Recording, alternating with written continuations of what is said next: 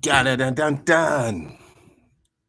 Dun dun dun. Hey everybody, welcome to the show. This is True Powers Mine, and this is TPIM. That's our live, the People's Show.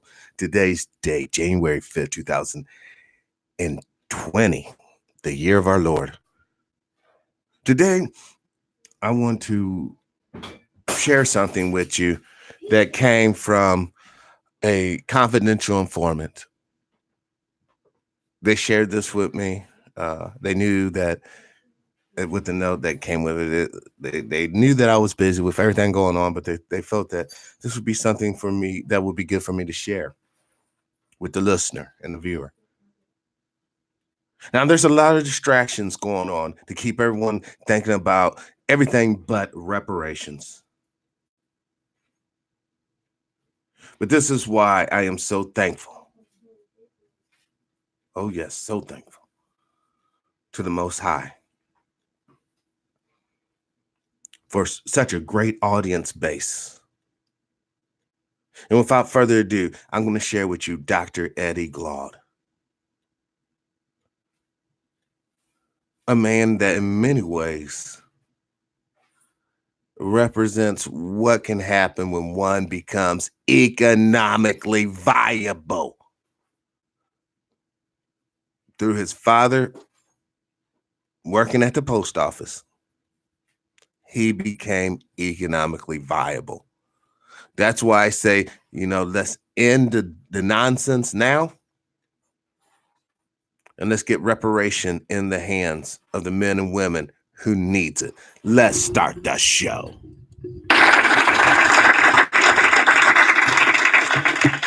My.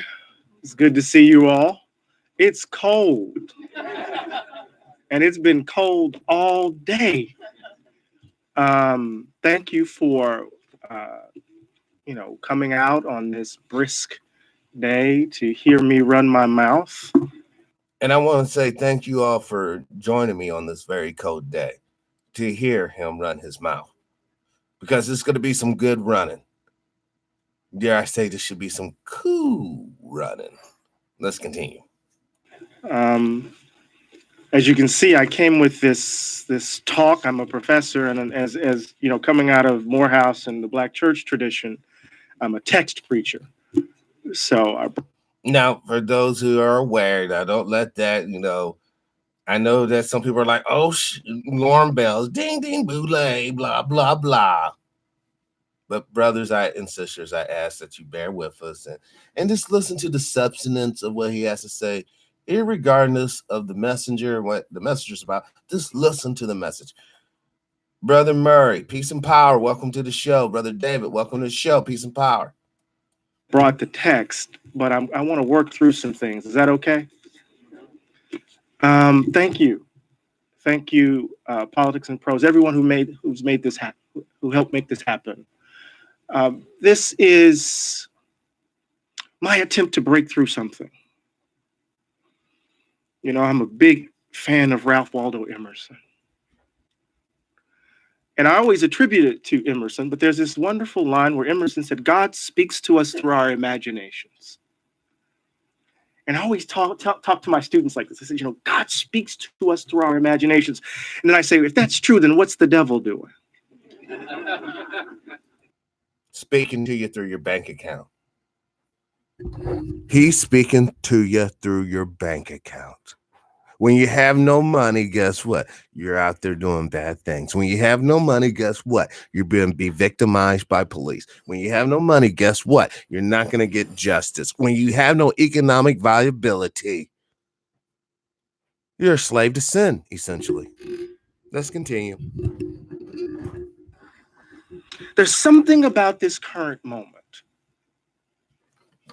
There's something about this current moment where our imaginations have been arrested, where folks seem to want to insist that our only options politically, existentially, are those right in front of us. And part of the work of tilling the soil, of opening up possibility, is creating the conditions under which we can see beyond the now. That's how I define the prophetic. right? Creating the conditions where we can see beyond the opacity of our current circumstances. And I learned that actually coming out of the tradition uh, of those of us who. All right, all right. I will concede. I'm feeling some spirits right now.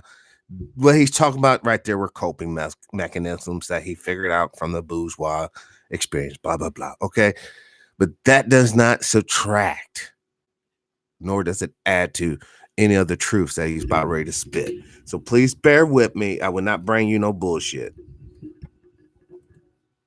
Are the inheritors of the legacy of slavery. How did these people, under those conditions, imagine tomorrow, given the darkness of now? And so, Emerson, singing America, Whitman answering, this grand tradition of democratic letters. And yet we find ourselves in a moment where greed, selfishness, ugliness, evil dominates. And this is particularly so for Black America. I want to begin with a passage from Martin Luther King Jr. I quoted at the very beginning of the book on page 5. And it comes from where do we go from here? And Dr. King says this. He says, Negroes have proceeded from a premise that equality means what it says. And they have taken white Americans at their word when they talk of it as an objective. But most whites in America proceed from a premise that equality is a loose expression for improvement. This is Dr. King. This is not I have a dream. This is Dr. King. A loose expression for improvement. White America is not even psychologically organized, he writes, to close the gap. Essentially, it seeks only to make it less painful and less obvious, but in most respects, to retain it. This is Dr. King. Over the last 8 years, since 2008, we've held the view that we turned a corner, many of us. We thought with the election of President Barack Obama that something happened in this country. Perhaps it did, right? I mean, it's extraordinary. I grew up on the coast of Mississippi. My mother and father and my grandmother and my grandma and my grandfather, they could never imagine the idea of a Black man in the White House. But over the last 8 years, what we have witnessed has been the complete devastation of Black communities all throughout this country. Over 240,000 homes have been lost as a result of the housing crash. 240,000 homes. Since 2008, we've seen an expansion of the wealth gap. Wealth gap now is 13 times that. White wealth is 13 times that of Black wealth. And when we drill down and we look at the differences between wealth earnings among white women and Black women, when we look at the state of Black children, we see devastation, ruins, cities, right? Gentrify. Oh, I shouldn't say that in DC. Right? That's all we need to do is walk through Brooklyn. Oh my goodness. Take a look at Harlem. Take a look at DC, right? We see changes. What's the urban policy, right? But on top of that, 38% of Black children are in poverty. 38% of Black children in poverty. Where I'm from, 50% of Black children are growing up in poverty. And what's so startling about that data is for the first time since we have been gathering it, there are more poor Black children in the United States than there are poor white children. And what makes that startling is that there are 3 times as many white children as there are Black children. Right? We talk about unemployment, right? We see the data. Folks say, well, Eddie, you're painting a very bleak picture. What about unemployment? I said, well, what about it? Well, we're at 8-point-something% for Black folk. Let's drill down in those numbers. January, of course, the December numbers reflect what holiday hiring, folks wrapping presents, right? But what were December and November numbers?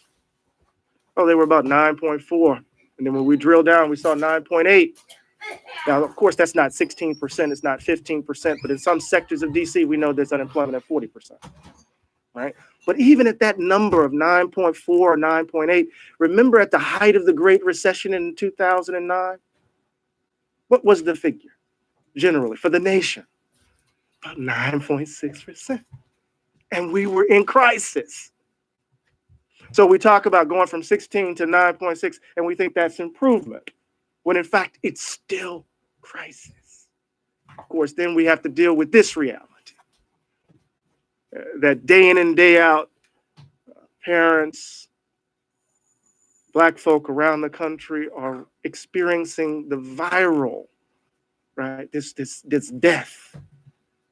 Black men and women, right, being murdered in the streets, not only by violence within their communities, but by violence directed to them, towards them by police. Once again, it goes back to you have no community if you do not control the police, you do not control the religion, and do not control the economic aspect of the thing. All you have is hoods, neighborhoods. That's why you're allowed to be beaten, raped, murdered, exploited, etc., etc. The reason why I brought you this particular information today, because I think it's a good recap, especially for those who are uninitiated with a lot of the topics that we talk about on the program. This is a good baseline for you to begin to understand why it is imperative that decent American citizens join with us to ensure that Black folks get reparations in the form of economic, in the form of monies, so that we can start to curb back this negative ideology, this character assassination that has been placed upon us. And there can be a true reconciliation for past misdeeds. Let's continue. So not just simply Sandra Bland, but Trayvon Martin and Rakia Boyd and Tanisha Anderson, Tamir Rice, 12-year-old baby, within 2 seconds. Non-indictments, non-indictments, non-indictments. Right? So what I begin with is what some people talked about as the Great Recession, I call the Great Black Depression. That with the loss of housing, which has been principally the source of wealth for Black communities, with deepening unemployment, long-term unemployment, right, with the collapse, right, in so many ways, right, of the infrastructure of Black communities as Black institutions are collapsing day in and day out around us. And what I've been trying to wrap my mind around is how in the hell people can talk about recovery without talking about reparations, without talking about the tangible economic resources that can be placed in brothers and sisters' hands. There will be no recovery without reparation. You need R and R. R and R. Recovery,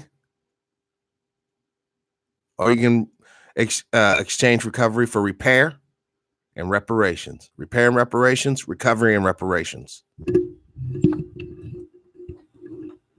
It's the great paradox, yes? We've turned a corner where folks in my family lost their homes. Some of them have lost their homes, and now they're in a brutal rental market. No, let's be honest. It's not brutal rental market. It's just one more step to homelessness, the true state of dispossessed peoples. If your people is dispossessed of land and property, your true state of being is homeless. Your true state of being is being naked, without shelter, without resources. And someone may give you a little couple of beans. You may hold on to a little straw shack. But during the war of attrition, all that too will be taken, and your true state will be revealed. Let's continue. Make sense? trying to figure out how they're going to keep a roof over their heads and put food on the table, on top of trying to figure out how they're going to get the kids to school now that they're shutting schools down everywhere. Thinking about Philadelphia and Detroit and Chicago, right? As public schools continue to fail our children. And as once again, a system cannot fail you if it was not made for you.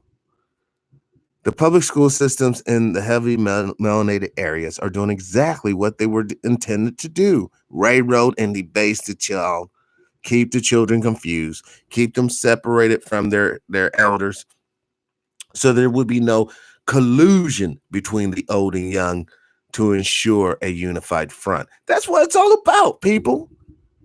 God, I love when the spirit rolls. particular forces try to push public monies into private hands under the guise of charter schools. Betsy DeVos. So I'm trying to figure this out. And I said, well, what is going on here? And part of what's going on here is what I call the value gap, right? And I captured with a story at the very beginning of the Black Depression chapter. And it's Christine Frazier. Christine had worked hard all her life, bought a home in that sprawling metropolis of Atlanta. You know, you got Atlanta, but then there's all that stuff around it. Her husband dies of diabetes. She loses her job, falls behind in her mortgage. The president's housing program isn't helpful because if you fall behind. But see, the real problem here that nobody wants to talk about, I mean, I get his analogy, all right? But the husband should have had a life insurance policy that upon death, old girl would have been taken care of and the house would have been paid off. See, it's our lack of understanding how this economic thing works, Brother Fred. Welcome to the show, by the way, Brother King. Our lack of understanding how this economic thing truly works. If you want to get your children out of poverty, listen up, young man. You get a life insurance policy out on you. Make sure you pay the premiums for 2 years and that policy will be enforced. You get $1 million policy, you probably can get one of those nowadays for like $3,000 a year. You can easily get $100,000 either term or whole life policy. Now, whole life policies are better than term. But, you know, if you only got, access to term, then that's all you got. But within a couple of generations of actually utilizing life insurances and mutual funds, we can come out of some debt. Now, a lot of that's not going to occur. You know why? Because you have some dumbass people out there that don't understand how insurance works. You have some selfish people that once they feel that they're going to die, then the hell with it all. But I'm talking to the viewers now, because I know people who watch this show, one thing that they are not is disconnected to reality. People who watch this show want this knowledge and they want to progress. Let's continue. In your mortgage, you couldn't take advantage of it. And so she loses her home. But what's striking is that the police, right, doing the bidding of banks who somehow lost, well, I was going to say they don't have hearts. Well, it was a bank after all. But it's a corporations, and corporations are people too. No, the sad thing about it, when you have police force that are basic agents. What's up, Brother Anthony? Yo, peace and power. Good to see you here. It's been a minute. They always have a plan. The banks always have a plan for the land. The banks always have a plan for everything except for you. Now, when it comes to you, you have better understand where you're going to have to go. You have better have a regress. And this is, once again, this is why the hub is going to be so fundamental. Granny's losing the home. Uncle didn't have life insurance, so auntie's going to be evicted. All she has to do is look us up. We will send someone out to get her. And we'll put a structure up for her on the hub and she can go on and continue living her life. You see, because so many powerful Black folks aren't talking about reparations in a meaningful way,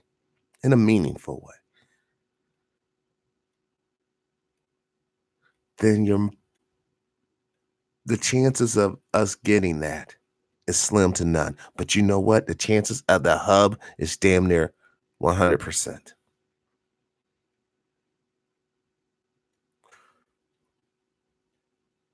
Once again, I will be formulating a religion, a new religion. And I might even go so far as the tenet of this new religion is to get uh, reparations for Black folks. That's the whole purpose of the religion. And once the reparations are achieved, then we can go into a state of remembrance. So therefore, we get reparations. Here's the plan: we we formulate the religion. We get reparations, and then after we get reparations, all the members of said religion can enjoy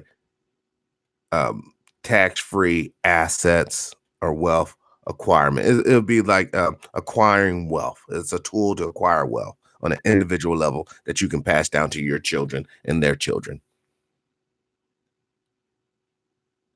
That's the plan. Let's continue. Came to her home at 3 o'clock in the morning, picked the lock. She said they walked into my house. They don't pick locks, brother.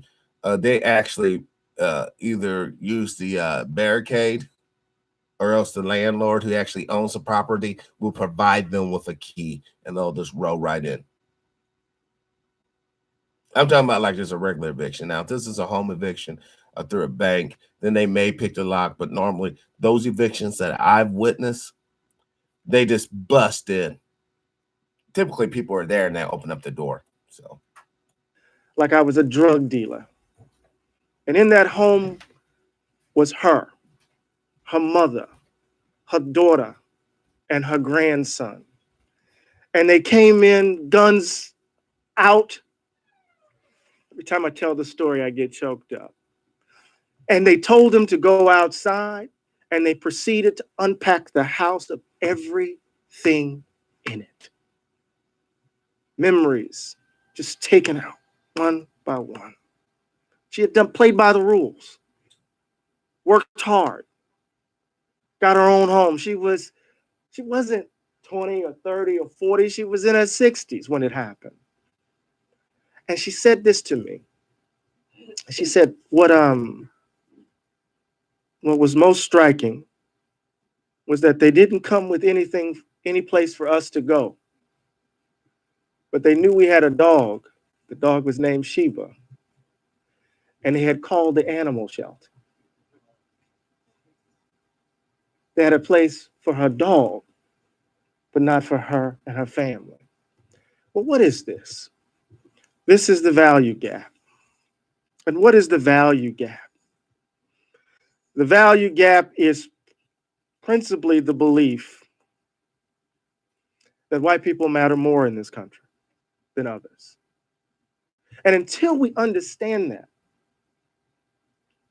until we wrap our minds around that, and I say this as someone who, look, I'm a country boy who's made it big. I teach at Princeton. I got an endowed chair. I drive a nice car. Got a nice suit. All right. But I still want to hold the view that the value gap continues to distort and disfigure democracy in this country. With the phrase white supremacy conjures up images of bad men in hooded robes who believe in white power, burning crosses and screaming the word nigger. All right. But that's not quite what I mean by that phrase, right? On a broader level, white supremacy involves the way a society organizes itself and what and whom it chooses to value. Apartheid in South Africa, the Jim Crow South, and Nazi Germany are clear examples of societies organized by white supremacy. And in each case, the belief that white people are valued more than non white people shaped every aspect of social and political life. It determined where you live, which schools you attended, and what jobs were available to you, and reminded you daily of your status and station in life. And that's what white supremacy is without all the bluster. It is a set of practices informed by the fundamental belief that white people are valued more than others. Now, in no way do we live in a society like Nazi Germany or apartheid South Africa, but we do live in a country where everyday Black people confront the damning reality that we are less valued. Hold on. I will disagree. We have damn near a million missing black folks. And these numbers keep coming back year after year. We actually have a situation now to where people can legally be charged more for living in melanated zip codes. So, true, do we have Gestapos in the street rounding people up and throwing them on the train? Not yet. But on this trajectory, that too is coming. Let's continue. What does it mean for those kids? I went to Ferguson. Y'all all right? I went to Ferguson to interview those kids. And I went to the Canfield Apartments. And if any of you have been in an apartment complex and you've seen the roads that go through them, you know how wide they are. Literally, you could, where you're sitting, the back door of somebody's house. And that's where Michael Brown's body was. So true, Sister D. So true. Welcome to the show. Peace and power. Now, like he was saying, this body stayed out there for hours in the street. No one put it. It was a sign. It was a symbol. If you think you have power, you're going to end up dead. You think you have power, you're going to end up dead. See, you guys keep on thinking this is, oh no, that's just this inner city thing. That's just a thing like this or a thing like that. No, this could potentially happen to anybody. And out there away from the city, it happens all the time, and people just don't know that it's happening. See, in the city, sometimes there's cameras and shit, and people can document that. But out there in the country where there ain't no cameras, out there in the woods, in the sticks, your ass just get got. And if you don't think brothers and sisters are not getting got out there who happens to stumble out there, I don't know. I know some people be like, well, that's Sarah's right. They shouldn't be fucking around anyhow. Blah. You know, keep that hate to yourself.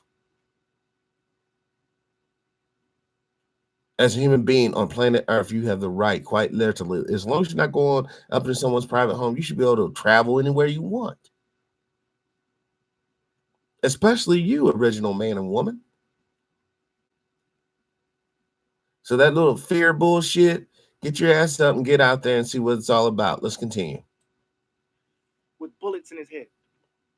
So imagine 7-year-olds, 8-year-olds, 6-year-olds walking around that neighborhood with that body there. We talk about that happening in Haiti.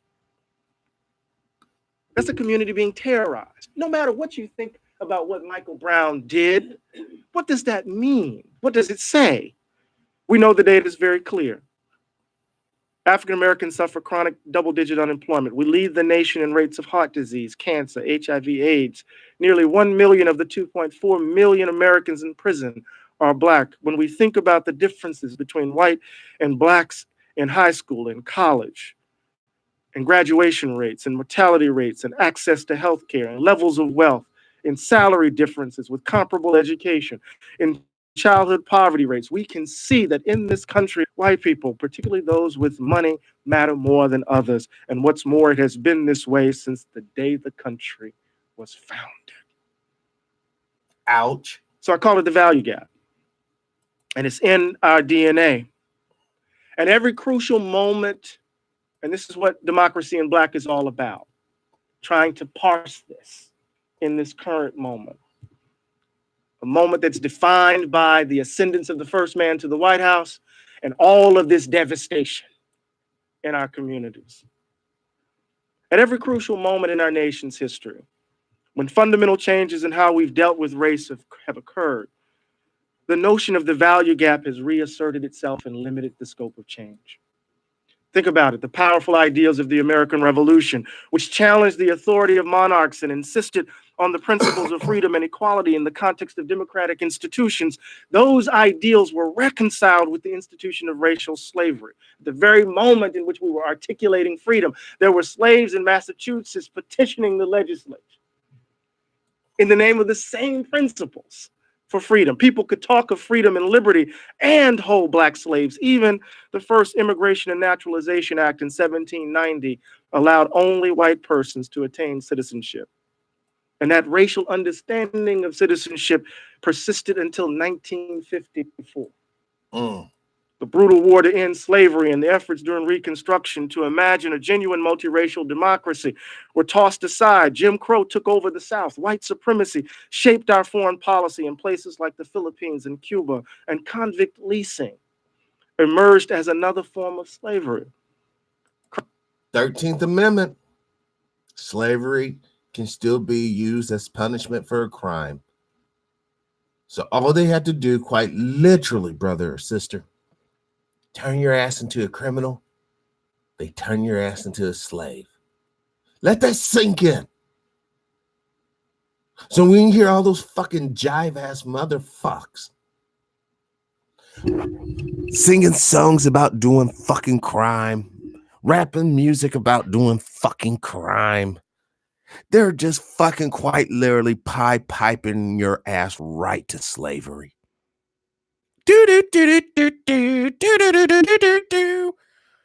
And away your ass goes. Without economic viability, you are a criminal.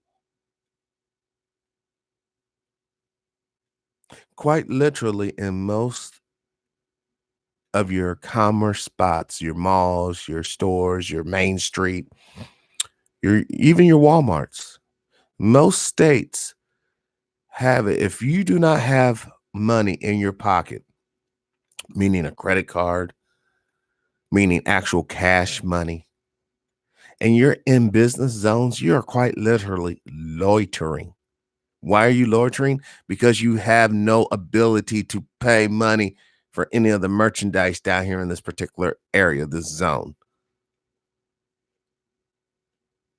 You think you're free, you're not. You want to be free, then you're listening to the right show. But if you think you're free right now as you're listening, my friend, my sister, my brother, you're not. Let's continue.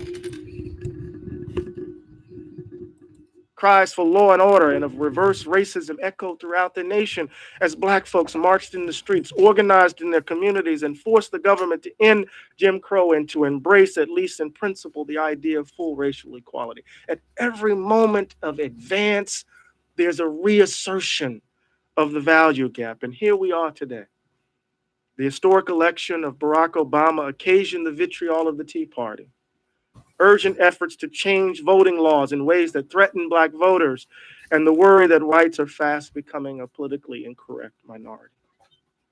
Each of these moments of racial progress represents a profound change in the country. America was and is truly different because these events happen. Right? I'm not trying to say everything is the same.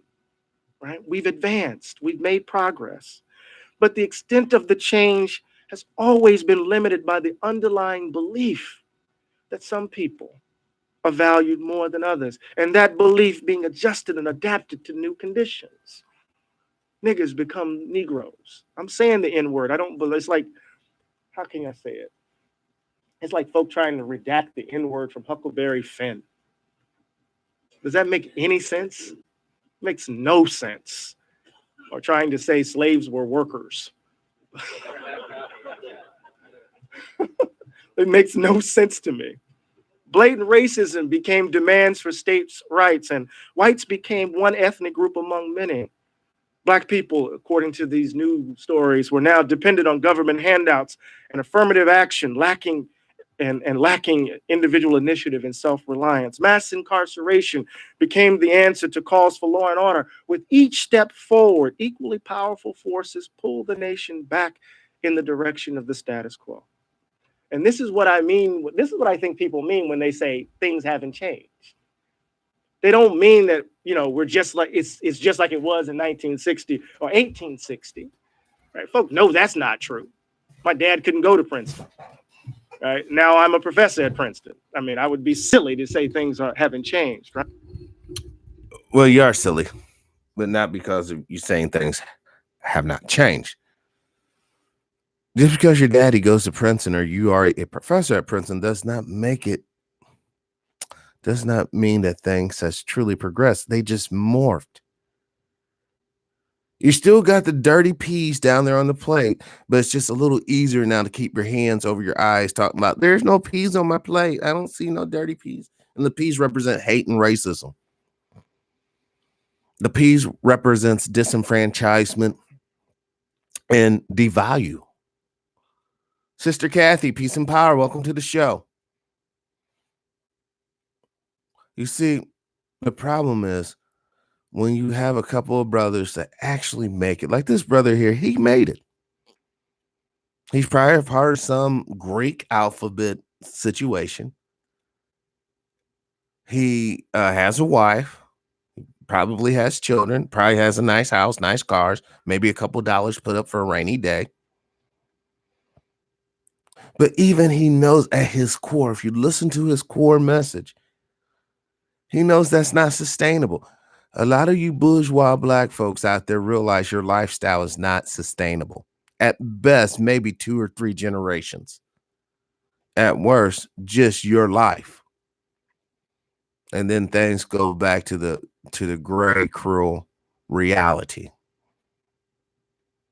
But even you could serve a part in pushing forth the reparations that is needed to restore the republic, to restore the society. Reparations for black folks would give the society the blood, and blood being AKA money, it needs to continue with labor, to continue with the economic system. Because if not, what's going to happen, folks, is they're going to utterly destroy us black folks. Then they're going to come for you poor white folks. And then at that point in time, they'll just subdivide the fucking country, and the wealthy will go back to their countries of origins and kick it there. That's the gag. Let's continue. Right? But what hasn't changed, right, is the value gap. What hasn't changed is the value gap. I'm going to make a transition really quickly, and I'm going to open it up for some conversation. Is that good? Is that okay? It's that black preacher in me. Americans like to believe that we live in a special country, that the American Revolution introduced democracy to the modern world, and that we are free to pursue our dreams in a religiously tolerant society without the burden of rigid class distinctions. In the United States, people can worship wherever they want to, or they can choose not to believe in God at all. Lords and knights don't exist here. And poor people, if they work hard, can escape poverty and even become rich. That's the propaganda. Now, we should all know that's just that, propaganda. I just had to put that public service announcement out there. The amazing bounty of our lands and natural resources, according to that story, also set us apart. It's as if God placed his hands only on us. As the patriots of the revolution put it, quote, with the revolution, God has shown that the United States of America are his vineyard, the principal seat of his glorious kingdom, end quote. So in this view, America is an exceptional place, a chosen nation charged to redeem the world. But to believe this requires that we ignore our history. Yep. Even as America was imagined as a new Israel, many black people saw it as Egypt, a democracy with black slaves. Or Babylon, or Solomon and Gomorrah. With the abolition of slavery, black people found themselves relegated to second class status as the country continued to exploit their labor. Over and over again, the American idea that ours was a nation committed to liberty, freedom, and the unfettered pursuit of individual dreams ran up against the stark reality that black people were valued less than others and that our society was organized to reflect that fact. And then we tell a story, in effect, that follows from that. I'm going to pull up from the text. Right? We tell a story that kind of gets rooted in Gernot Myrdal's The American Dilemma. That in light of that understanding of who we are, what's really at stake is a gap between our ideals and our practices. Right? And it's all we need to do is align the two. And what that formulation does, it's a built-in justification. Peace and power, brother Marty. I know that he was getting up. Look, I want to once again reiterate, without economic viability, without the government of the United States saying, you know what, these black folks are valuable to us. For umpteen years, we have devalued these people. We have disenfranchised these people. We have oppressed these people. We murdered these people. We medically experimented on these people because to us, they had no value. But we're showing the world today that the United States of America is the beacon of the light. It is the decent nation because we are going to put our money where our damn mouth is. We want to lead the world. We're going to lead the world by leading black folks out of economic oblivion. We're going to lead the world by showing the world we value black people and we give them proper reparations in the form of monetary money, money, obviously, cut them a check and regain some of the soft power that this nation has lost. Show the world that, yes, we can go out here and make mistakes because slavery was a horrible mistake. And then denying the repercussions of slavery on a group of people in the nation was yet another horrible mistake. But decent men and women coming together, decent U.S. citizens, decent Americans, telling the government, we are going to right this wrong. We are going to put tangible checks in these people's hands and just tell Black America, we value you as a people. Now, if you don't want to do that, then you're not a decent individual. And what you got coming is honestly what you got coming. That wherever evil is, it doesn't say anything about our inherent goodness. Oh, yeah, we used to have slaves, but now we don't. See, that's evidence that we're perfect union. Oh, women didn't vote. Yes, we know, but now they do. Evidence that we are on our way to a more perfect union. The narrative of American exceptionalism works in such a way that it keeps us from confronting the ugliness of who we are. Unless you're a young, unarmed Black man being chased down by the police, unless you're a young Black family trying to go and get your first home loan, heck, unless you're just a Black teenager trying to get a loan for a car, trying to come up with the ends to put down a deposit on a apartment.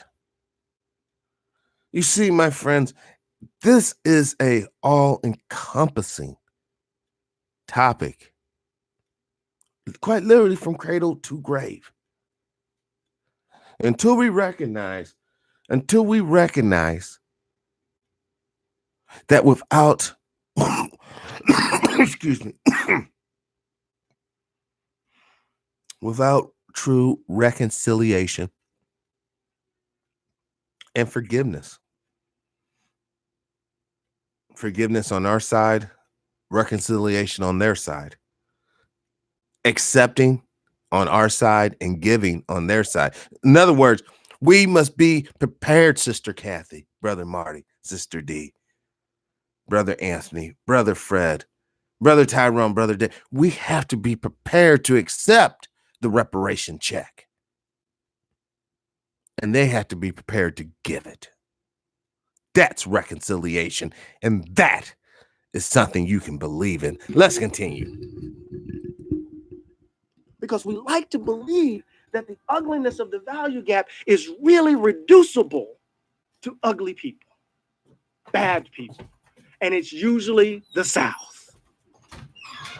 If only those ignorant Southerners, and I said ignorant, if only those backward Southerners would have behaved better, when we know that's not the truth. When we know that's not the truth. And so part of what the book tries to do is to what? Undermine this notion of American exceptionalism, because I'm an avid fan. My muse is James Baldwin. And for those who don't understand, Baldwin was a Black author. Okay, he wrote "The Fire Next Time." It was a book. You know, it was a decent book actually. Basically talking about the destruction of the United States. You know, he made the analogy in the book. You know, Noah and the flood. You know, the first time the world was destroyed by water. Well, the second time the world's going to be destroyed by fire. All right. I think a lot of people would appreciate some of the things that Brother Baldwin has to say in his novels, but I think a lot of people would just say that, when this is some corny ass shit, you know, forgive the fucking white guy for what? You know, I ain't forgiving shit, you know, and then they kind of missing the point of, you know, the reconciliation process, how the pain and anger. But one thing about The Fire Next Time, if you do get a chance to read the book, he breaks down the play in Black churches. He breaks down the play, you know, because Baldwin himself was like a minister, a very good minister, according to the book. But he got out of that pimp game and went to another type of pimp game, which is the book writing and speaking engagement book game, in which that's what it is. You know, these people who go around the country speaking at colleges, speaking at conventions, or speaking in general for pay, that's their pay. That's what they do. Now you sit up there and, once again, like I said the other day, young man, young woman, if you want to be rich, find something that makes people feel good and sell it to them. That is how you get wealthy in this planet. All the other bullshit is just that.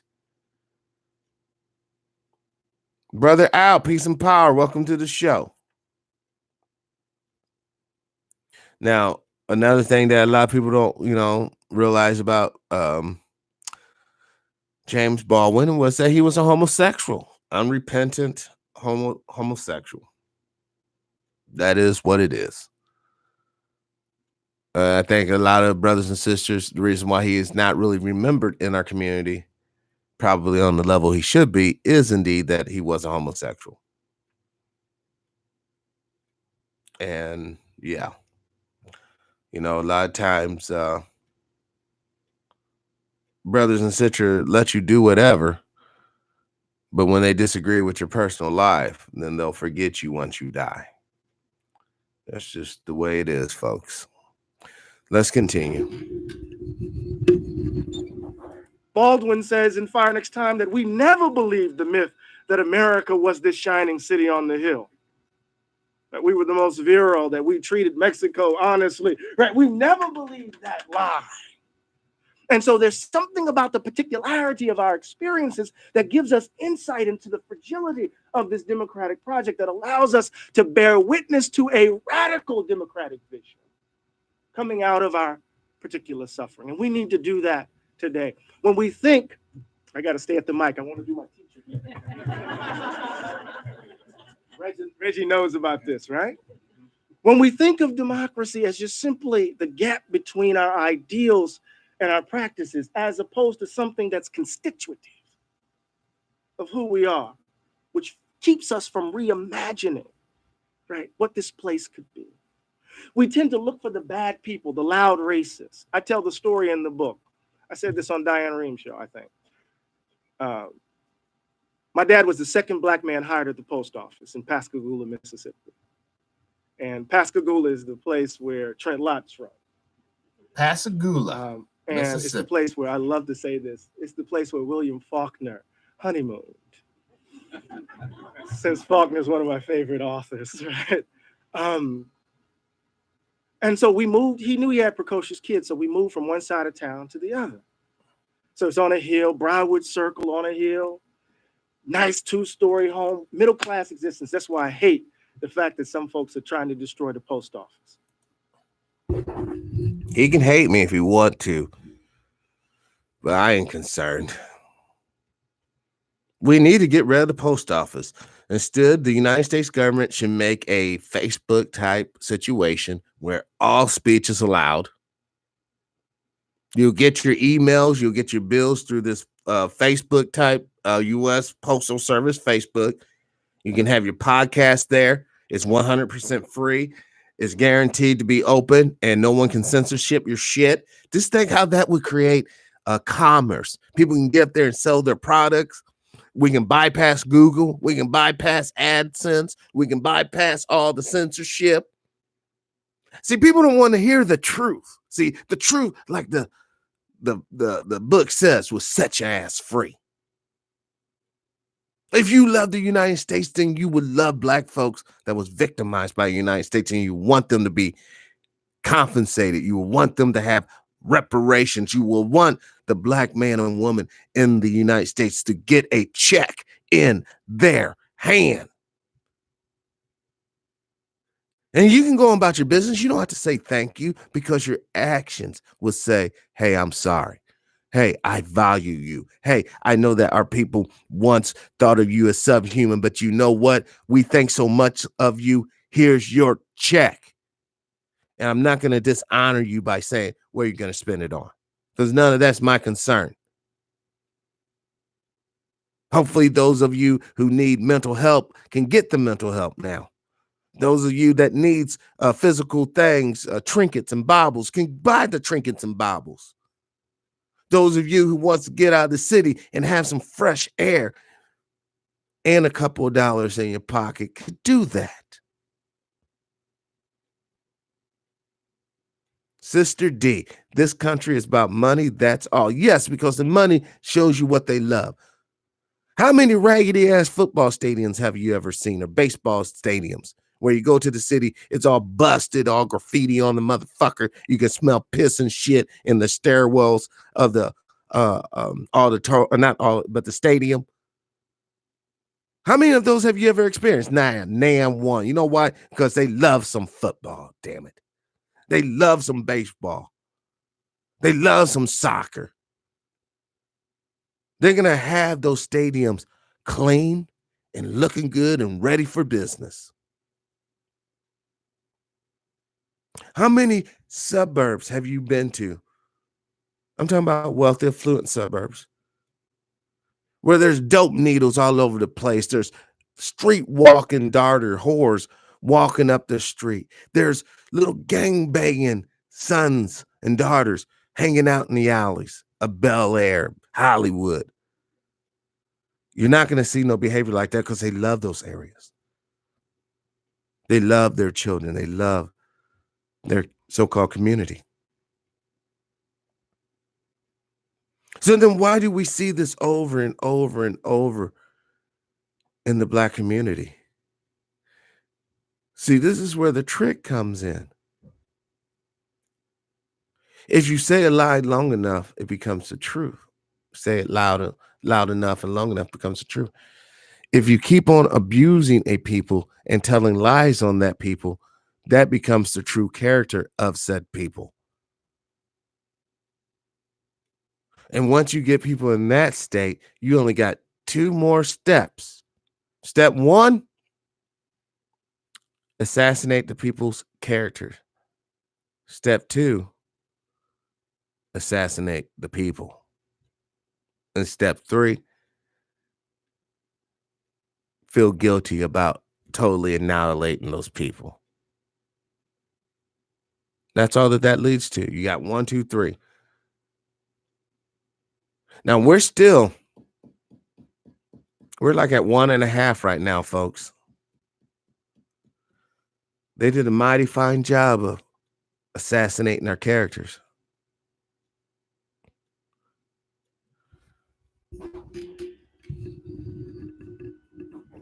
Like Trump said, what the hell do you got to lose?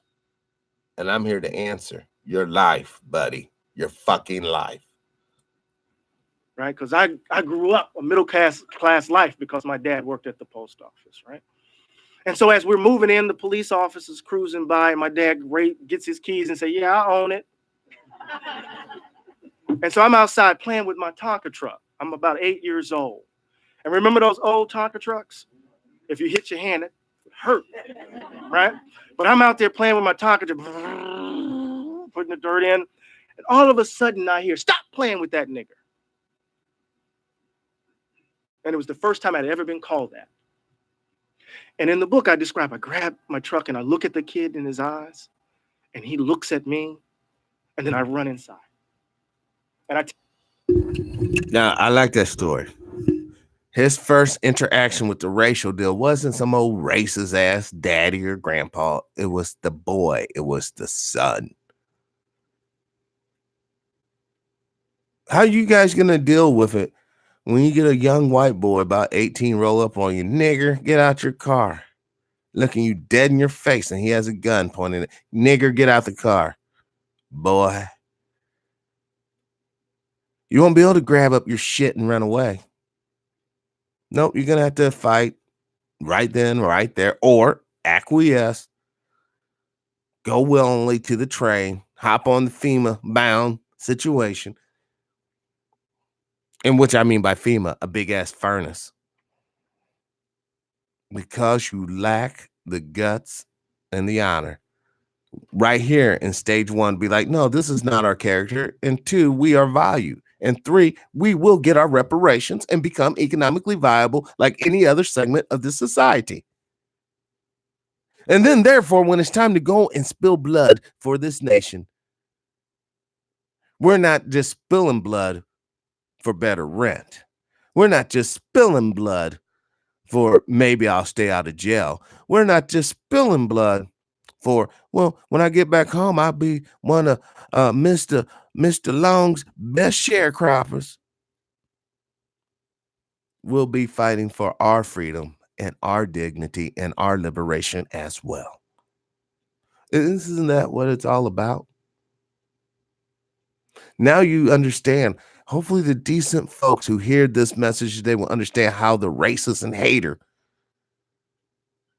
got it hemmed up because they don't want to give their power away. They know that once the black man and woman become economically viable, the hate game is over.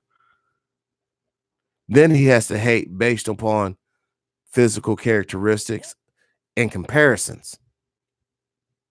He had to hate on how good his house is and how not good your house is. But if your house is better than him, oops, he has to check that off his list.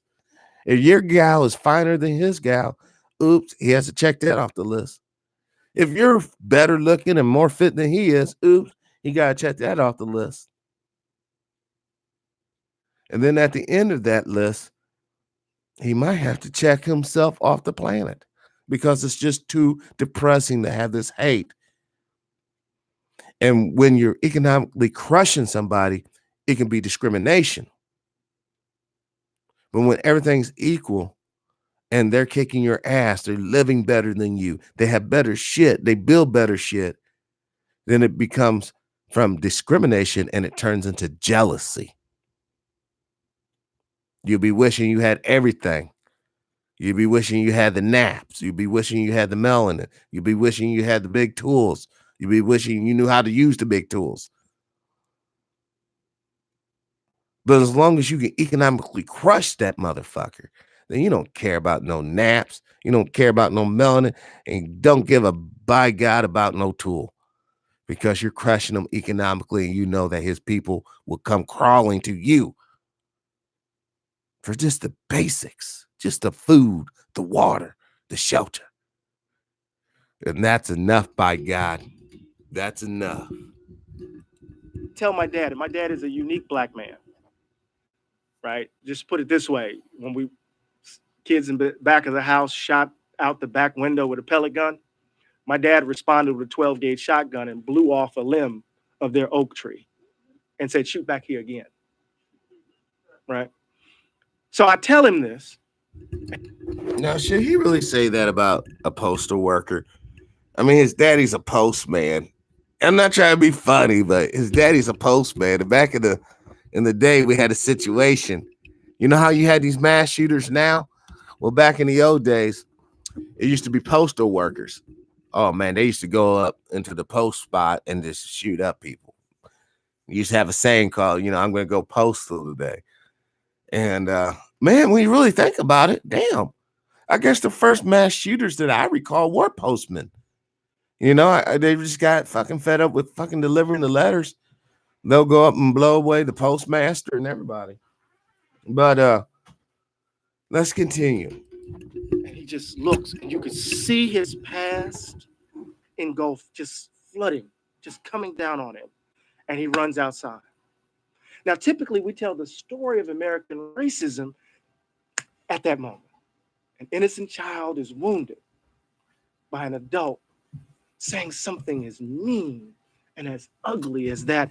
And that child has to spend his or her life working diligently to prove that he or she is not that. Right? James Baldwin says, whatever the Negro problem is, the Negro problem is trying to raise a child in a context in which a world despises them, to keep them from despising themselves. That's how we typically think of racism. But let's repeat that. His or her life working diligently to prove that he or she is not that. Right? James Baldwin says, whatever the Negro problem is, the Negro problem is trying to raise a child in a context in which a world despises them, to keep them from despising themselves. That's how we typically think of racism. But the interesting thing about this is that I knew at the age of 8 that we were moving from the black side of town to the white side. And look at that smile. Hold on. I can't see the smile. Let me get the smile in frame. Look at the smile. Moving on up to the east side. Finally got my piece of the pie. I'm telling you, you don't want to eat that pie. Boogers and cum. Boogers and cum. Before I even got called the N-word, I knew we were moving from the black side to the white side. Why? Because in our old neighborhood, when it rained, the neighborhood flooded because we had bad sewage pipes.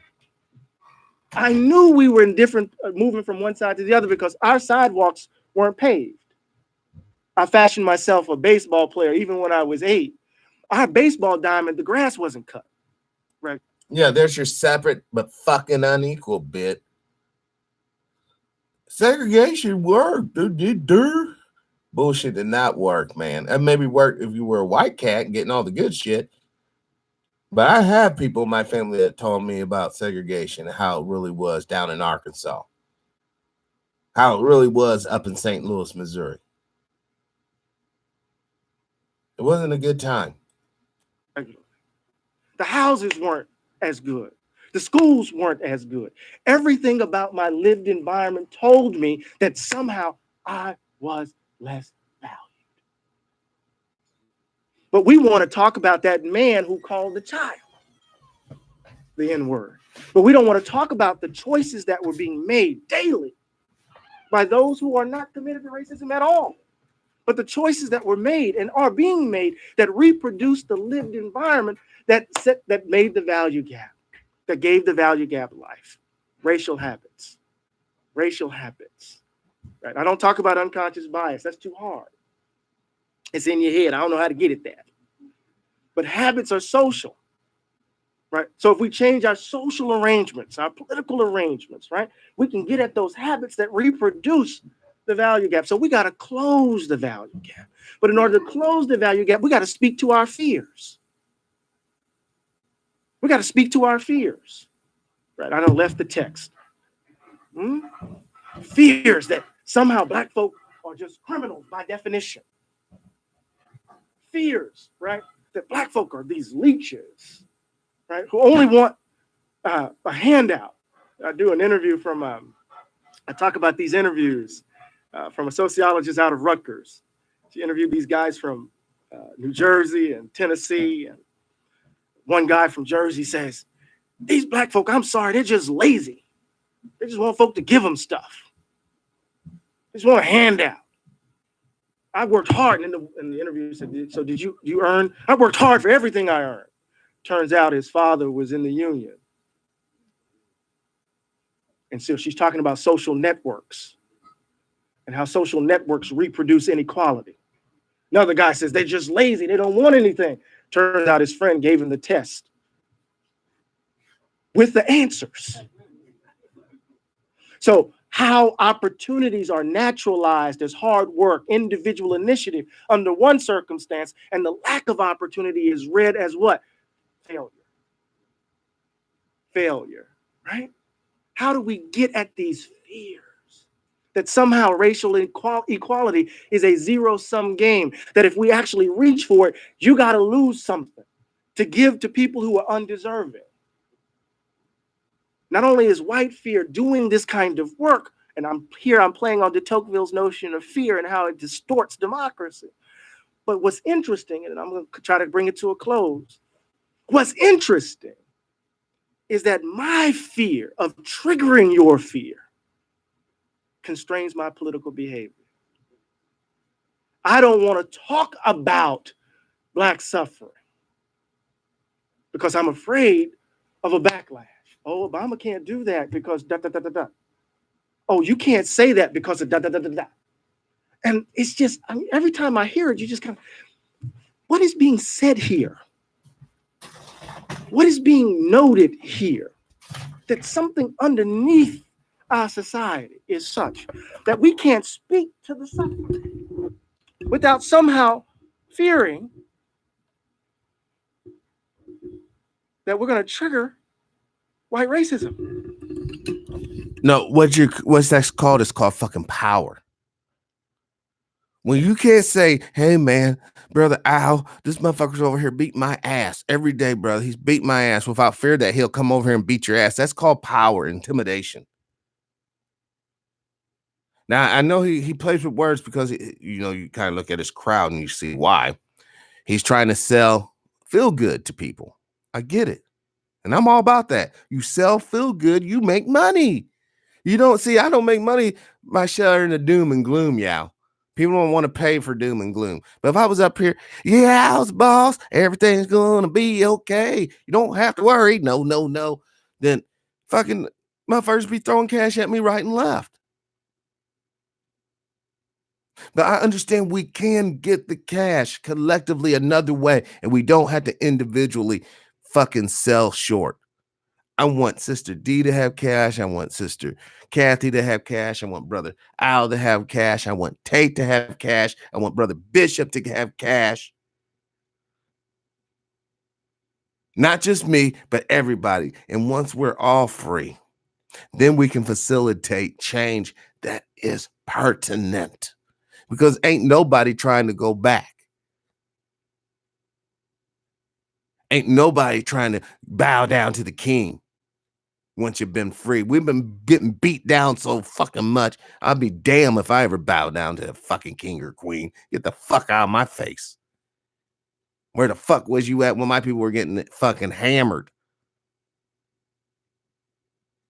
Counting the little bit of fucking bullshit you got from selling us. Where's you? Certainly ain't gonna bow down to no European king or queen. So we had better wake up and realize liberty and justice is for us too. H, welcome to the show. Peace and power. Ann Coulter and folks, oh, I can't stand Ann Coulter's not too bright in my view. And I say that not because I disagree with her. I just, I mean, anyway. Um, um, um, it constrains our political behavior. There's a line that I use in the book, and it's one of my favorite quotes from Malcolm X. I'm going to say it in Politics and Prose on film. And he said, stop sweet talking. Tell them what kind of hell you've been catching. And let them know if they're not ready to clean up their house. They shouldn't have a house. It should catch on fire and burn down. Now, I'm not trying to burn anybody's house down. But the frank speech, we're in a moment where the crisis is such. The crisis is such that we're losing generations. I don't know how we're going to get out of it. The only thing I think we have to do is that we have to have a strategy in the streets, a strategy for the ballot box, and a strategy in the courtroom. And so what I call for is a revolution of value. It's my re-invocation of what Dr. King calls for in Where Do We Go From Here? In response to militarism, materialism, and white supremacy, Dr. King says we need a This is a Master Lee Mochow production. Right? And my understanding of that is that we need to change how we view government. This story that big government is bad, I think is wrong. Right? The government has a role to play, right, in ensuring the ideals that define our collective union, our collective aspirations. I think we need to change how we view Black people. But in order to change how we view Black people, we got to change how we view white people. Right? There has to be an active and critical engagement with the idea of whiteness and what it accrues. And then lastly, we're going to have to change what ultimately matters. And here I think Occupy is right on. Right? We have to challenge at the heart an economic system that believes that there are people who are disposable. Right? So what democracy in Black is all about is a re-invocation, right, under present conditions of a tradition that has always been, right, about this question of democratic life. And what is democracy in Black? It's the efforts and actions of Black people along with others to make real the idea that this is a country of the people, for the people, and by the people. And the way we do that is by challenging the very notion of who the people actually are, by resisting the idea that this is a white nation in the vein of Europe, by making us uncomfortable, by putting our bodies on the line. So I go and talk to the kids in Ferguson. I go talk to BYP 100. I go talk to the folks in North Carolina who've been organizing, struggling. How will we change our politics? Right? Well, the first thing, going back to the beginning, that we have to do is to unlock our imaginations. We have to see what the devil has been up to. Right? We have to open ourselves up to the possibility of a new way of being in the world. Oh, it's a romantic notion, right? That we can be better. But we have to look the ugliness of who we are squarely in the face, if that is to happen. So let's have a conversation. Is that good? Is that all right?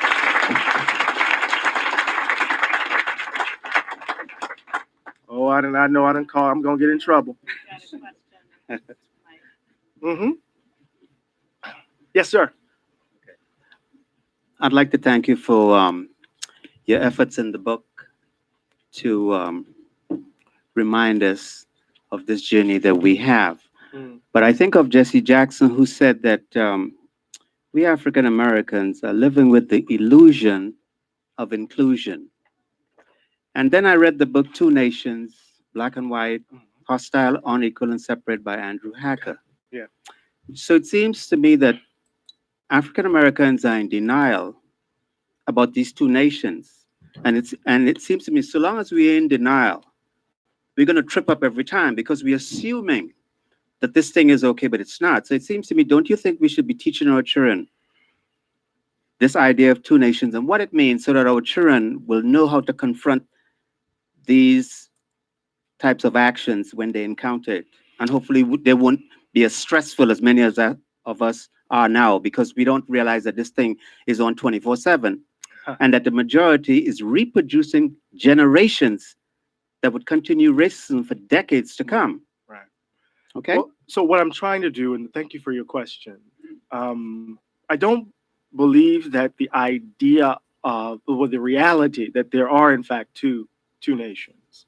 In fact, that might be, it might even be more problematic than that if we were to take in terms of privileges, but in terms of class, in terms of what, you know, this neoliberal iteration of capitalism has done, right, to the most vulnerable in this country.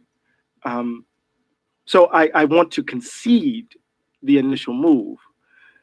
How I understand it, though, is not to think of it as that which will be and forever will be. That it can actually be changed by our actions, but we just have to offer an honest description of it. So I'm trying to get to your point. So what I do with the value gap, right, is try to describe how that very world is produced, right? And so if we understand the value gap as the belief that white people matter more than others, and that belief isn't reducible to actual acts of prejudice. That belief is evidenced in our social arrangements, our political arrangements, and our economic realities.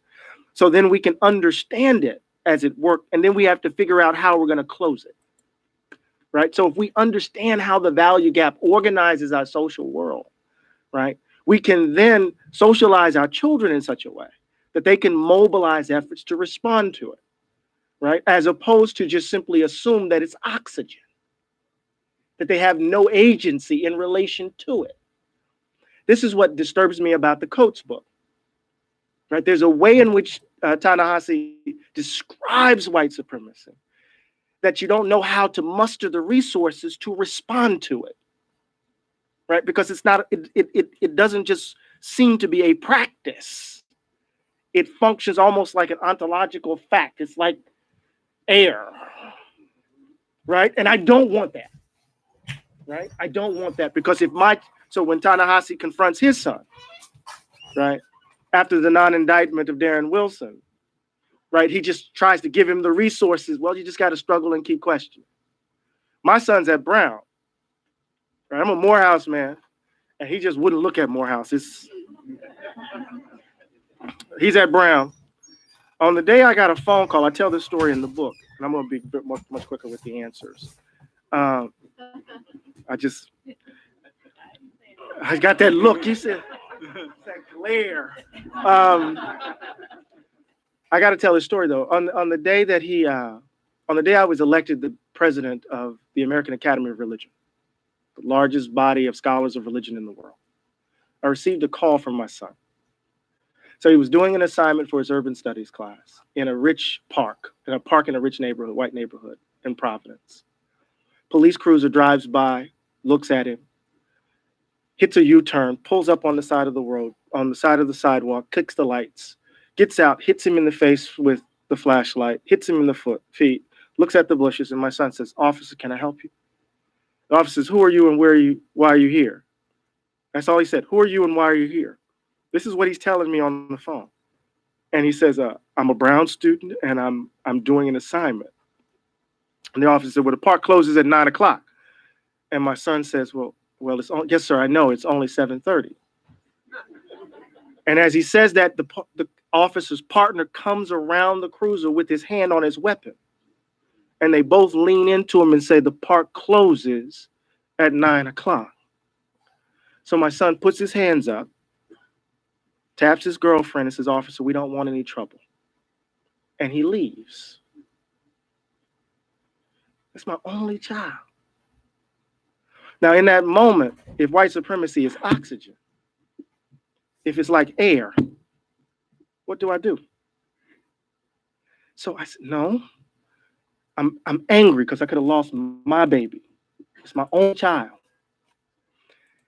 And I said, because I didn't want it to go inward, I wanted to figure out how could it go outward. And so I said to him, imagine if you lived in a different zip code, how often that would happen. Trying to get him to begin to see that moment, right, in the context of structural realities that we produce the encounter. Does that make sense? So part of what the value gap is all about is how we orient ourselves to changing the very world that you just described. And I'll be much briefer moving forward. You know I'm not telling the truth. Is this microphone on? We can hear you. Just talk. Okay. My name is Virgil Young. I'm from Washington, D.C. Been coming here for over 25 years. This is the best presentation I've ever been. My wife's a librarian. She brought me here. You knocked it out the park. I'm buying a book. Quick background on myself. I'm a disabled vet, airborne paratrooper, tank platoon leader. Airborne paratrooper, 2 master's degrees, cancer survivor, and I've actually met a Ku Klux Klan person in Fort Knox, Kentucky. So that goes to your police. Oh my God. You know, this yank. We don't need this ask the dude. See, this is what I'm saying. Shows you how beat down we are. This guy just can't get up and ask a fucking question. He got to show the world, oh, yeah, I've done this and this. And the top off, I met a KKK member as if that should be a fucking lifetime achievement award type deal, but whatever. We got to understand we've been beaten down so bad. That's why we run around here with this with such crazy over the top looks. Remember, I'm gonna get you, sucker, when the pimp gets out of jail after 20 years, he's walking down the street in shoes with aquariums in it, with fish in the shoes. This over the top buffoonery. Let's continue. This thing. The encounter. Does that make sense? So part of what the value gap is all about is how we orient ourselves to changing the very world that you just described. And I'll be much briefer moving forward. You know I'm not telling the truth. Is this microphone on? We can hear you. Just talk. Okay. My name is Virgil Young. I'm from Washington, D.C. Been coming here for over 25 years. This is the best presentation I've ever been. My wife's a librarian. She brought me here. You knocked it out the park. I'm buying a book. Quick background on myself. I'm a disabled vet, airborne paratrooper, tank platoon leader. Airborne paratrooper, 2 master's degrees, cancer survivor, and I've actually met a Ku Klux Klan person in Fort Knox, Kentucky. So that goes to your police thing. So the idea, though, is that it's not just white people who give black people a hard time. It's the white supremacy. I've been discriminated by Nigerians, Asians, Indians, other blacks. You're confusing discrimination with not giving a fuck because they realize you're not a part of any major group. Now, I guess we could just say that's discrimination, but I want to give you the causations, especially when he brings up the Nigerians and all that. All right. Whenever you're on the losing team, people typically don't gravitate towards you. Actually, they try to put as much space in between you and them. Say that you have a family member who is an utter piece of shit, but this is your cousin. This is your brother. This is your sister, but he is or she is a utter piece of shit. When you go out there in the world, you're going to be like, oh, yeah, I know Joe, man, but, we don't even acknowledge him in the family. Or, oh, yeah, I know who Karen is, but she ain't no good. That's what's being represented when other black folks treat us like shit. We're on the losing team. The family looks at us like shit because we're not economically viable, because we had no reparations. And that's what that is. Let's continue.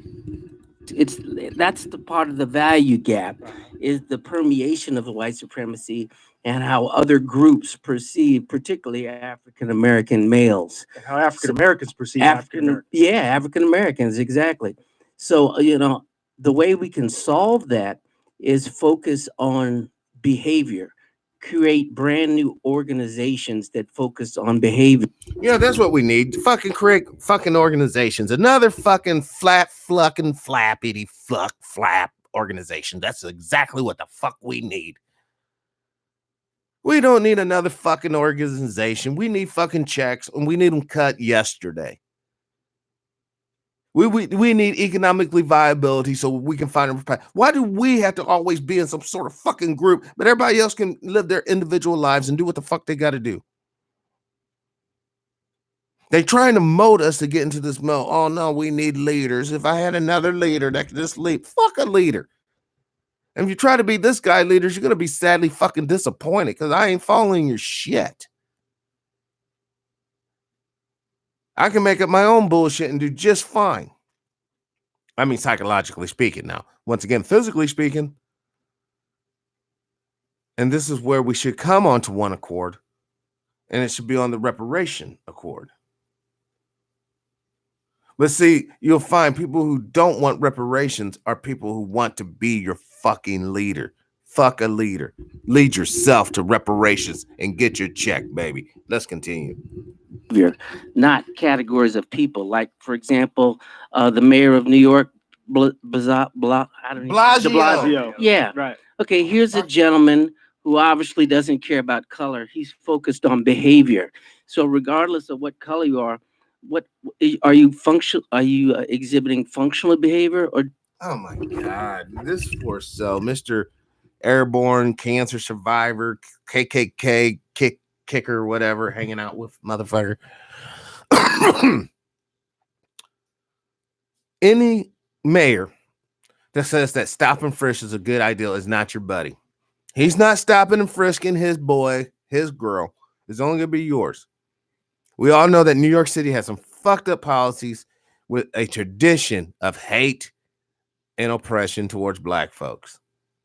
Now, I don't know what this dude's fucking angle is. He might be some Republican, some conservative, perhaps black Christian conservative, etc.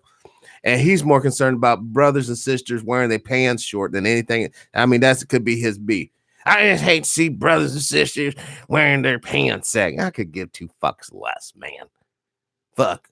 I used to kick it in San Diego. I've been to Black's Beach where they didn't wear no fucking clothes. Don't give a fuck about what person's dress. Are you gonna put your hands on a motherfucker? Are you gonna rape somebody? Are you gonna brutalize somebody? Are you gonna ensure that someone goes hungry tonight? That's the shit I care about. The old hateful shit that hurts on a mass scale. If I don't want to see your ass or your dirty ass drawers, guess what? I can turn my fucking head and look the other way.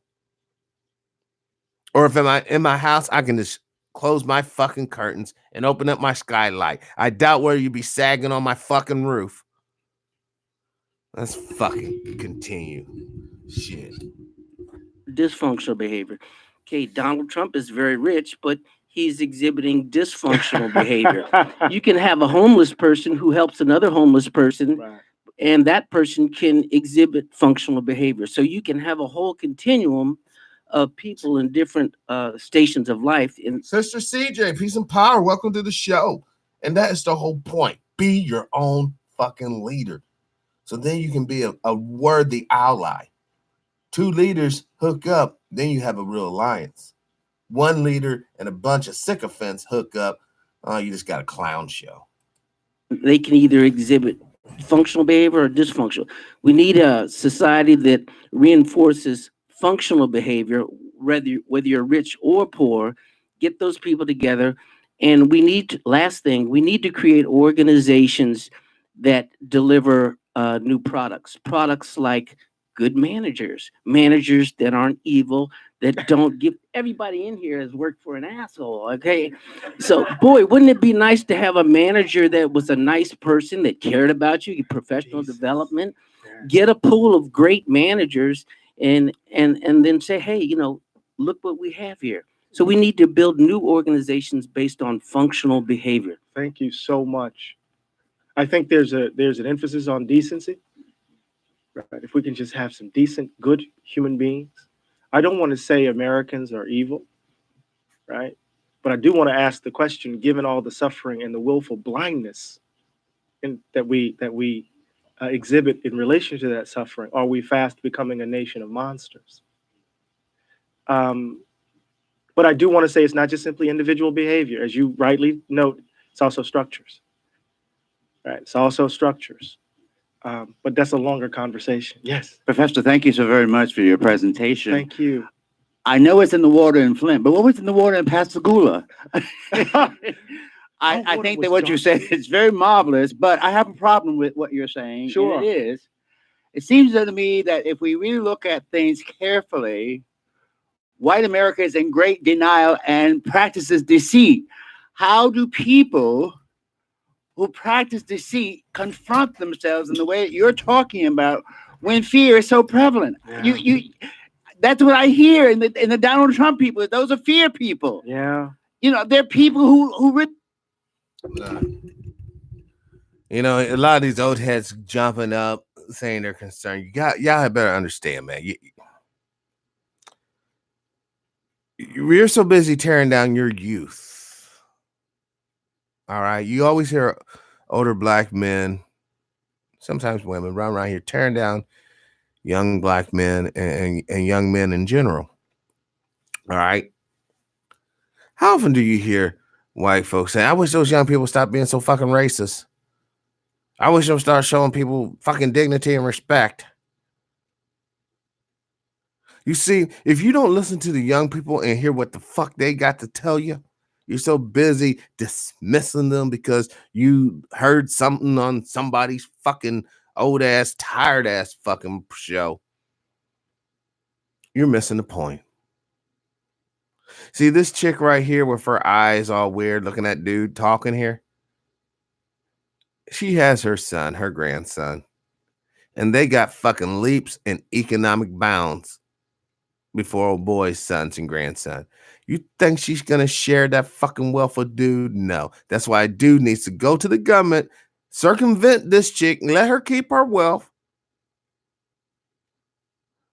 But the government enriches him through reparations because she got her wealth off the back of his people, putting mutual funds and trust funds, just accruing interest. That's why you can have trust funds and shit. So, older folks, I suggest that you stop ripping younger folks a new one. Half the time you're ripping them on shit that don't even fucking matter. Ain't nobody gonna go back to I'm wearing a suit and tie, yow's a boss, shoe shine head and shit like that. Fuck that. All right. Allow the people to have their style because shit changed. Clothing change. The clothes that you fucking put on your back were not the same clothes that you would have put on your back when you was a kid. So shit changes. Let's stop ripping down each other and start building up one another. Let's try that for a fucking change. really don't have the ability to look at themselves honestly, but they perpetuate myths and they engage in denial. I don't know what you're talking about, brother. No, I hear you. That's real. That's real, and we have to make that known. This is almost. I didn't last night. I didn't listen to it to this far. All right, but I'm going to go on the record to say this is starting to degenerate into some sort of older, circular, masturbatory situation. Basically, like an old circuit jerk. Yeah, get the biscuits and gravy and lube out. Come on, this is a better pick up, or else we're moving the fuck on. Oh, what was in the water in Pascagoula? Mississippi is a metaphor for America, Richard Wright said. How can I put this? I tell my students all the time that when we normalize nonviolence as a response to white supremacy, we lose sight of the miracle of his invocation. And one of the great scandals, and Baldwin said this, one of the great scandals of Black... Hold on. I know it's in the water in Flint, but what was in the water in Pascagoula? I think that what you said is very... Hold on, I'm gonna replay this for you, brother Al. Hold on. Let me get the older guy. Not him. For new products. I know it's in the water in Flint, but what was in the water in Pascagoula? I water think was that what you dark. said is very marvelous, but I have a problem with what you're saying. and Sure. it is. It seems to me that if we really look at things carefully, white America is in great denial and practices deceit. How do people who practice deceit confront themselves in the way that you're talking about when fear is so prevalent? Yeah. You that's what I hear in the Donald Trump people. Those are fear people. Yeah. You know, they're people who really don't have the ability to look at themselves honestly, but they perpetuate myths and they engage in denial. I don't know what you're talking about, brother. No, I hear you. That's real. That's real, and we have to make that known. You know, what was in the water in Pascagoula? You know, Mississippi is a metaphor for America, Richard Wright said.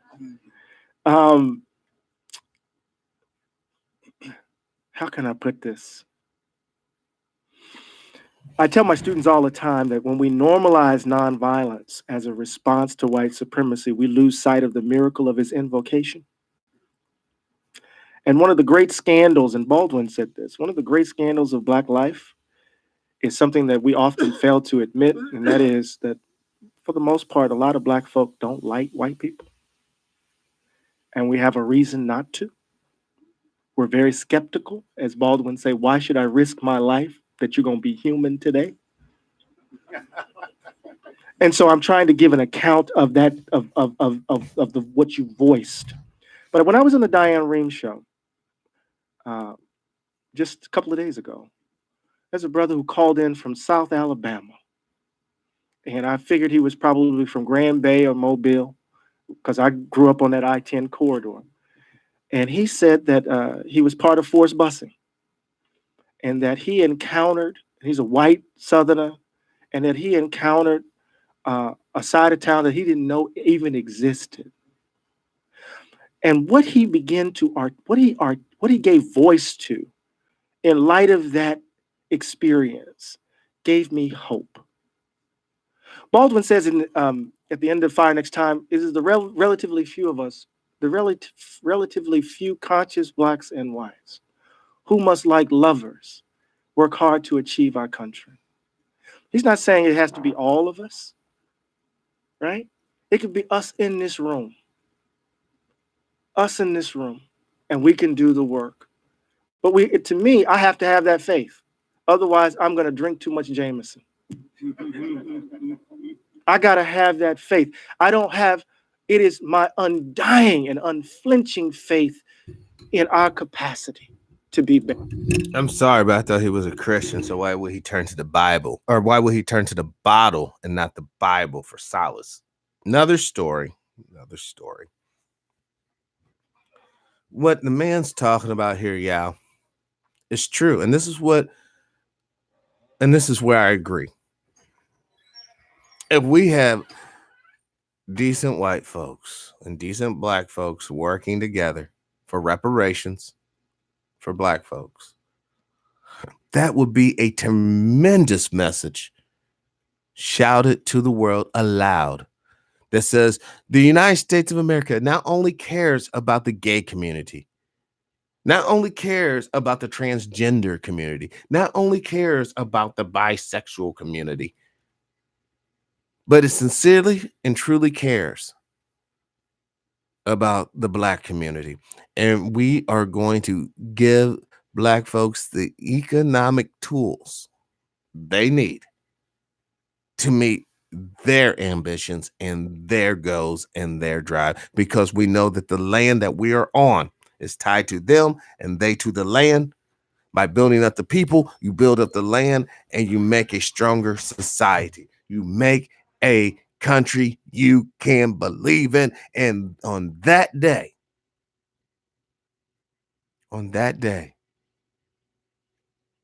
the United States would truly become a nation of human, for humans, by humans.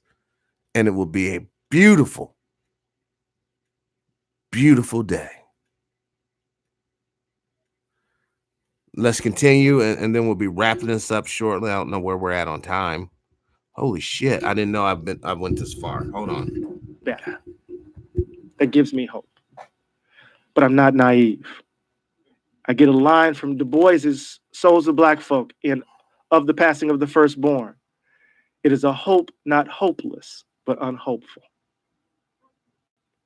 Right? We got to do the work. We got to do the work. Yes. Thanks for doing this again. And that wasn't even an answer. You see me dipping and dodging. Well, go ahead. I'm as an ex-lawyer, corporate law in New York. I noticed, dude does the same thing that chick does. He laughs at the most inappropriate spots. You know, when he talks about pain, he starts to laugh. It's a coping mechanism. I see that a lot in us. You know, when shit gets uncomfortable, brother Al asked me something uncomfortable. Yeah, you saw how I didn't answer. Okay, let's continue. The whole thing. Yeah, we follow each other on Twitter. who left the practice of law in part because of what you talk about, the value gap. And I'm sorry, this is not too tall or something. You got to stick your lips on it. Got it. There you go. And so I'm a blogger now. I'm a novelist. I wrote a book that I'm trying to get published now. But as a 30-year student in law school, we sat around and talked about what this moment would mean. We were 30-year law students when Barack Obama was elected president. Right. And the majority of my friends were extremely optimistic about the ability of this moment to transform our country. And I was the one guy in the room saying, well, wait a minute, have you guys forgotten your history? And what I said at the time was that this moment will be defined based on what we do next. And by next, I meant in 2010. And if you look at what happened, I actually went down and worked on a U.S. Senate race because I wanted to test the thesis. What did this moment mean? And I thought that it would be defined by what we did next. And what you find is the power of learned helplessness. That is, if you hit a dog enough times, they're going to stop coming back. You have to, at some point, understand that people are just sick and tired of being told no, or that you can't do this, or your actions won't matter. And in 2010, we found that Black folks who just come off of voting in record numbers just went back to business. Right. And they kind of bought back into kind of the status quo's interpretation and narrative about what it means to be Black in this country. And so I guess 8 years later, we have that lesson. I guess the question I focus on, you focus more on kind of, I guess, changing hearts and minds. And I guess my question is, or my focus is more on taking action ourselves. Right? No, absolutely. By voting. Right. It's very simple, but how do you get people to do that, right? I mean, it's such a simple concept, right? If you vote, you can change the Congress, right? Barack Obama didn't do much. Unless you have electronic voting machines. He doesn't make the laws, he enforces the laws. How do you get folks to A, understand that, and 2, get up and vote? Because that's the thing that actually will change things. So thank you so much for that question. It's a beautiful question, right on. And let me just say that the book is not just simply about changing hearts and minds. No. I have not a sentimental bone in my body. At least this is what my wife tells me. So I'm not a sentimentalist in that regard. Actually, I think you're absolutely right. I think ever since Seattle with WTO, right, there's been organizing going on in the United States that gives me hope. So there's Seattle, WTO, there's the anti-Iraq movement, right? And of course, that organizing, the object of it became Obama in 2008. Yeah, and that really helped. Now I think I see why he's James Baldwin's fan.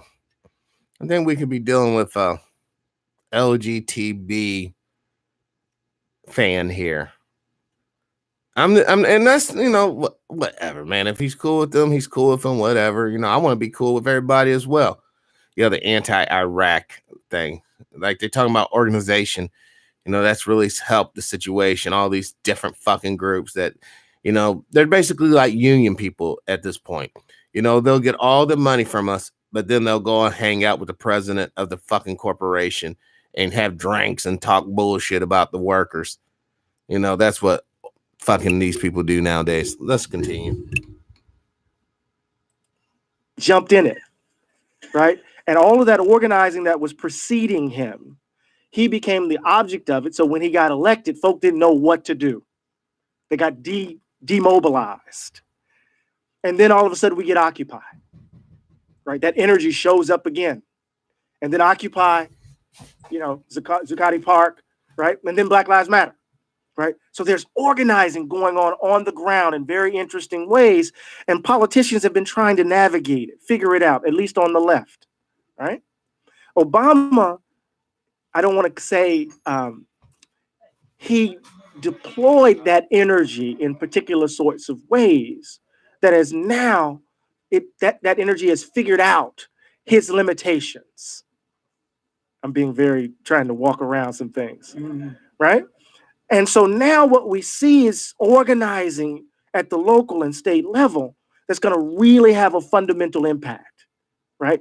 Bernie Sanders' campaign isn't something that just showed up, even though the mainstream media will let us believe that it is, right? This is Occupy energy. This is grassroots organizing energy. I just don't want us to get caught up in the 4-year election cycle or the 2-year election cycle, right? So in the book, I actually suggest something very controversial, and I wrote it at the moment in which I thought it was going to be Jeb Bush and Hillary Clinton, right?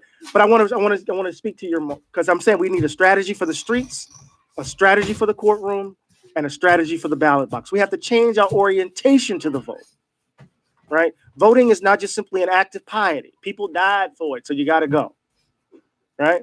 And voting for African Americans has always been a kind of, how can I put it? We've participated in the democratic process in a distorted and disfigured way, right? Political scientists have described us as a captured electorate, right? Because what? We typically vote overwhelmingly Democratic.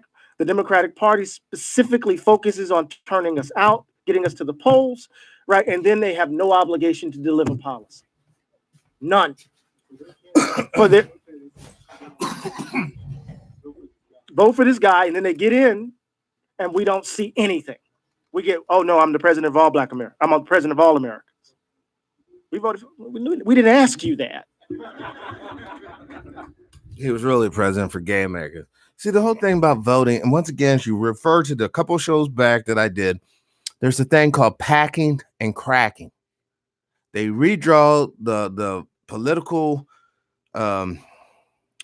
the political territories, either pack Democrats, which are black votes. Let's just say either they pack black votes into certain congressional districts, or else they crack the black votes by putting just enough black people in basically an all-white area so that the white folks just overrule their votes. And that is so true, Brother King. You better talk safely, because he's talked about that earlier. You know, how the hell do you get a situation where if you talk about the pain and suffering that people are experiencing under white supremacy, you have to be scared of white retribution? Shut the fuck up, boy. You better fucking just be in silence with the pain and sorrow. Let's a few more minutes, and then we're gonna end the show for today. I got things I have to get done. We voted for you at 95%. We're a constituency, right? We didn't ask you to be the president of Black America. That's not the question, right? So what does it mean? So part of what I call for is a blank out campaign. One of my favorite novelists is Jose Saramago. You got to read Jose Saramago if you haven't read it. Not just blindness, but seeing. The plot structure of Seeing is a major election takes place. There's a massive turnout. They count the ballots, and 80% of the ballots are blank. They say, oh, what happened? Yes. So they run another election. The same thing happens. So what? Well, you know what? Yeah, I'm going to post this link in the chat room. If you guys care to watch the full version uninterrupted, by all means, here it is. I'm going to reach out to Eddie, Professor Claude, and try to get him on the show as well. But this will conclude TPIM SR Live for today. Today's date, once again, January 5th, 2020, the year of our Lord. As always, live your life with integrity without hate, envy, or greed. Brothers and sisters, please, I sincerely ask, let's try to be kinder to each other. Peace and power, unity and victory, dignity and respect, liberation. I'm out.